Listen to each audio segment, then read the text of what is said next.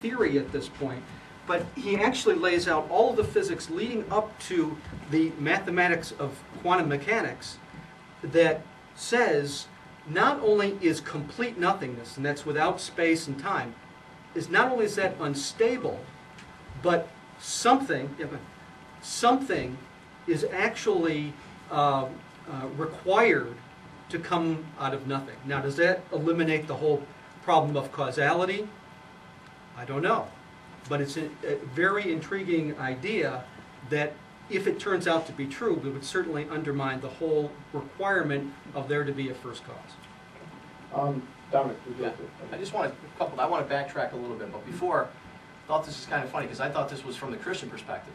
A universe from nothing is basically what John said. He spoke it into existence. It's what you said.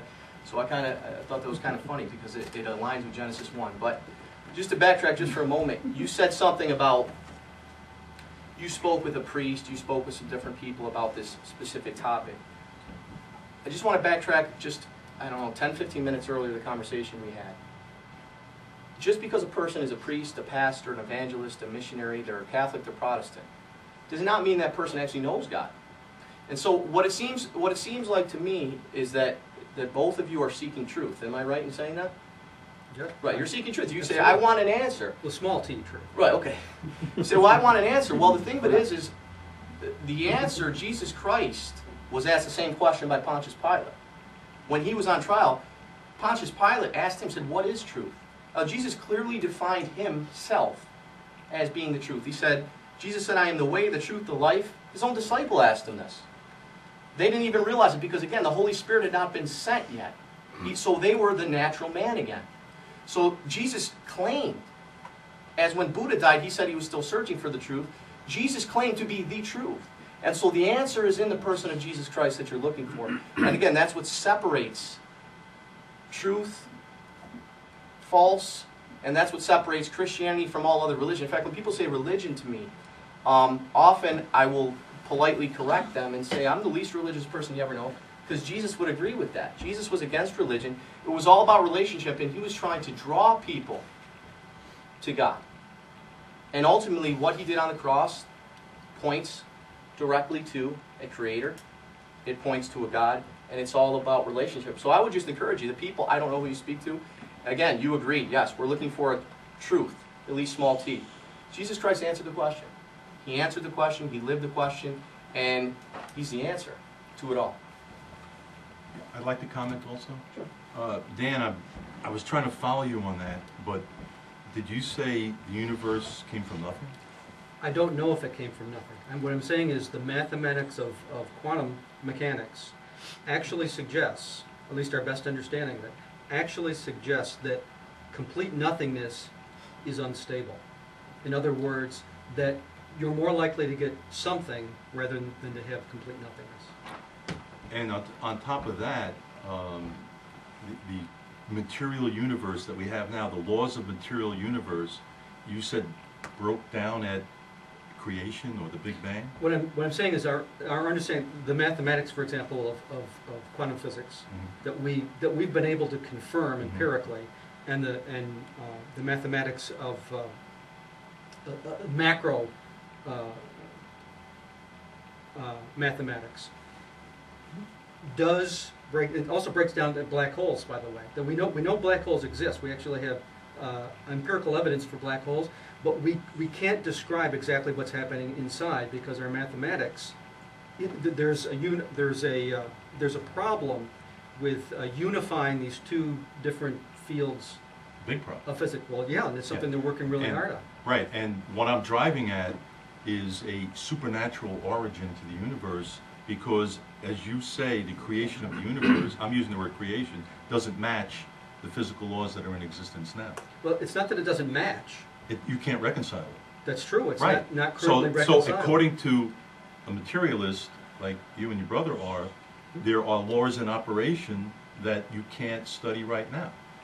There's a according to the natural view of things, there is another law in operation to create what you believe is the Big Bang. Let me just correct the term materialist. I consider myself a naturalist, not necessarily materialist. It's a small difference, but it's important. From my perspective, Materialist means you believe in nothing outside of the material realm. Well, that's not necessarily true because, for example, logic is not material; it's metaphysical. Okay, all right. I'm You understand where I'm coming from. Yeah. So you have sort of, if I may, I don't want to put words in your mouth, but I hear like, sort of like kind of a faith coming, that there is something generating the universe that we can't measure or examine, but you believe in a Big Bang that happened that can't be studied by the natural laws that are in existence now. They can't be reconciled when you go back. First of all, when you use the term believe, all the evidence brings us back to a point within a fraction of a second of the quote-unquote Big Bang. So there's evidence that gets us to that point, okay? Beyond that, all we can say is we don't know. Lawrence Krauss's hypothesis is just that, a hypothesis. Right. It's grounded in solid mathematics that have been empirically tested. But that's all it is a hypothesis. I'm not saying that's actually what happened.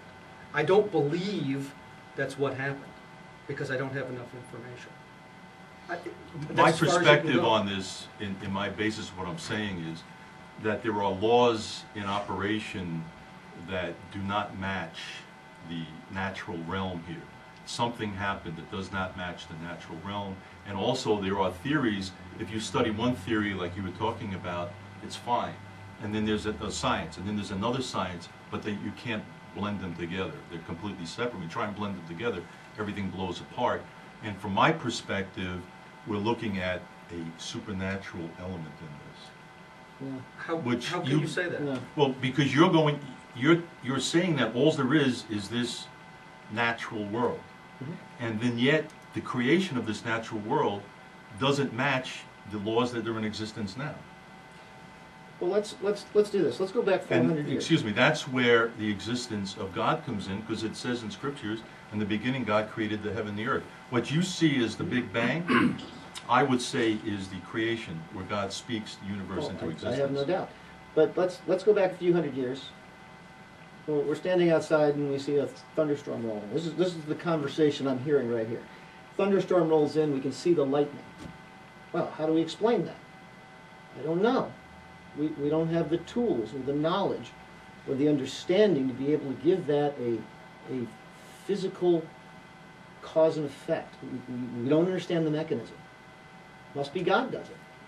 Well, here we are now in 2012. We understand pretty darn well where lightning comes from. But we're looking at things like the Big Bang. We're looking at things like abiogenesis. Science doesn't have the answers to that. No, you're absolutely right. But we can't leap from I don't know yet to must have been supernatural. That is a leap in logic that is not supported by the evidence. And here's your leap. Your leap is that there was a Big Bang. There must have been a Big Bang for whatever reason you believe, and that although you can't prove it by the laws that are in existence now, but yet all of a sudden there's nothing, all of a sudden there's the creation, it's in existence, it has laws in operation, but you can't go back to prove that. Well, So you believe in faith that there is a Big Bang, although you can't prove it. I believe based on the evidence that's And, available. yeah, and by the way, I'll go back to like when I was in high school, let's say, the things I studied in science would be laughed at right now. You know, it's like science is kind is of self-correct. relative to knowledge. Self-correct? Yeah, but it's like you're using relative terms in knowledge now to kind of prove your view of absolutes. Like, this is how it happens. And I watch science, especially with evolution, every generation, every 20 years, they disregard what came, but we know evolution exists, but they were wrong, and this is how it exists. And then, I'll give you a perfect example, was Jay Gould and the hopeful monsters.